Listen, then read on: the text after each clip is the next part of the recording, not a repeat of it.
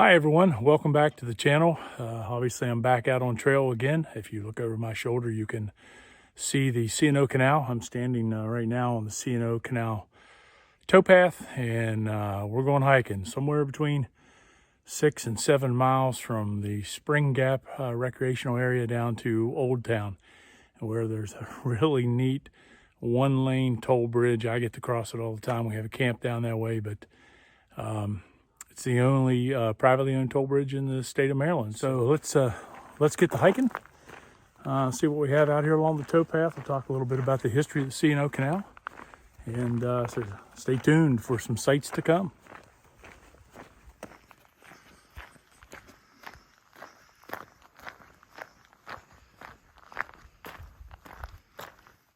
That is the canal, the old C&O Canal. That's a great day to be on trail.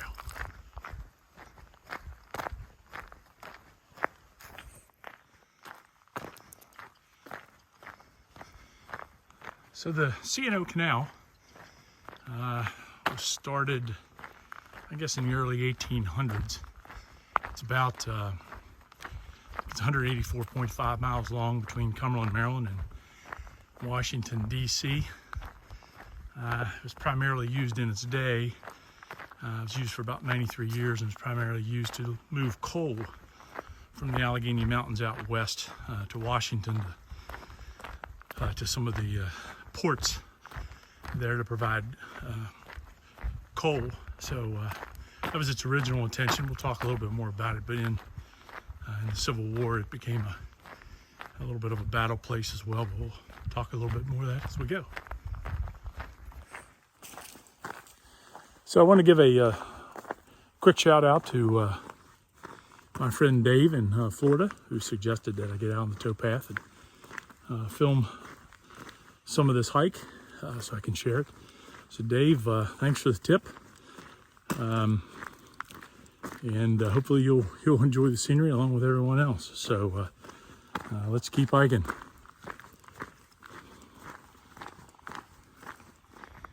Okay, a little bit more about the canal. You can see here on my left is the C&O Canal, and over on the right is the north branch of the Potomac River.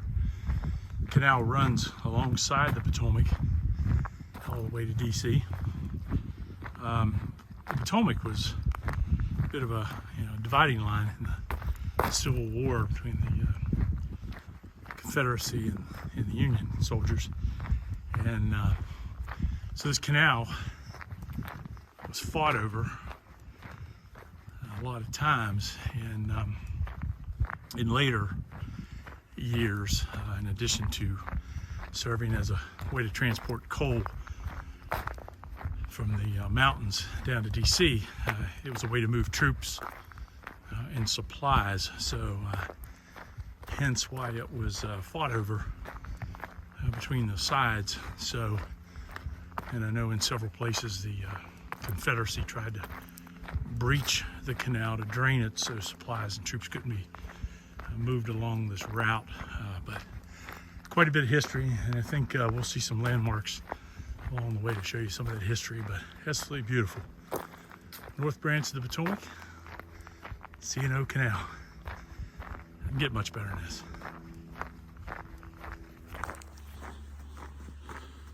So the other somewhat commonly used name for the C&O Canal is the Grand Old Ditch. That's a name that you hear from time to time when someone's referencing the C&O Canal. And in case you're wondering whatever happened to the C&O Canal, well,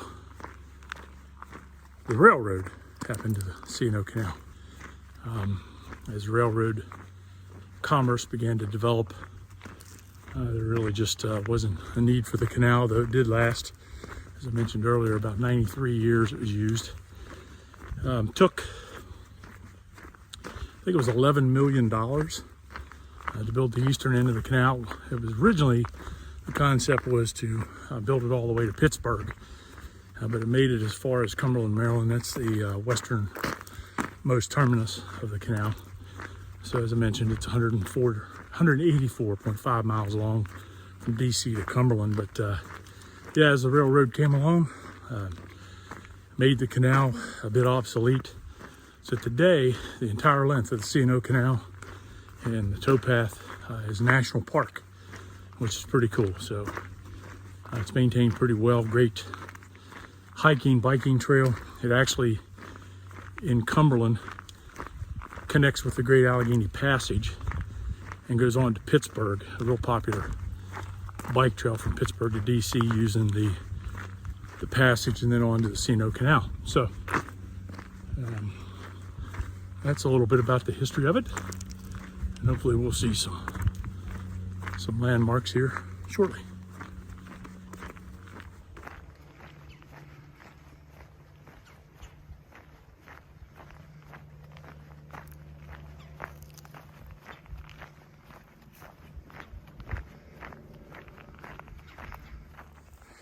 So if you watched my last video about the 5 items that I take every time I set foot on a trail, if you haven't, go back and take a look at that. It's a short video. I take those same 5 items regardless what trail I'm hiking, where it's at, how well it's trafficked, how remote it is, whether there's any technical parts to it, such as, you know, rock scrambles or whatever it may be.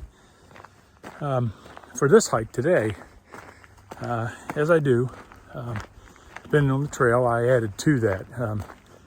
Even though this trail is completely flat, I knew that part. And I know it's somewhere between 6 and 7 miles. That's about all I know about it.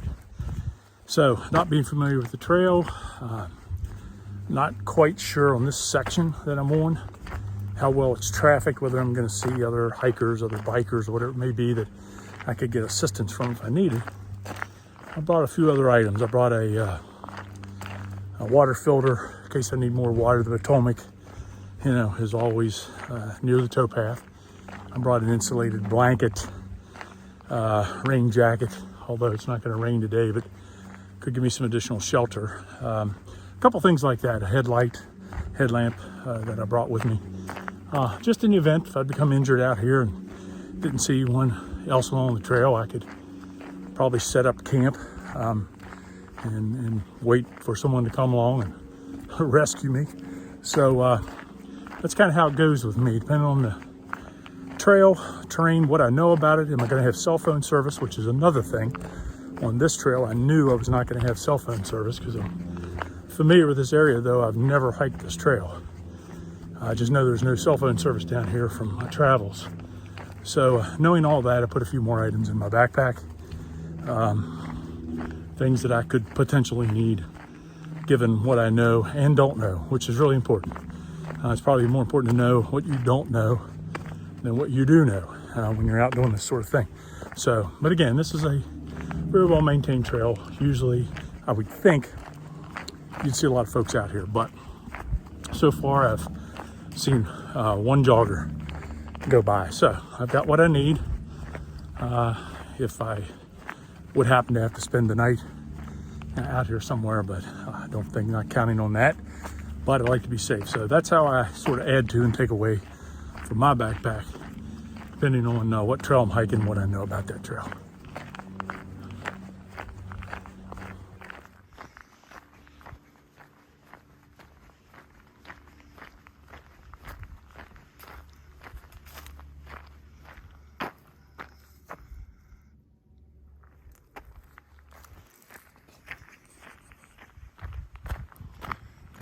So a little bit more about how the canal and the towpath worked.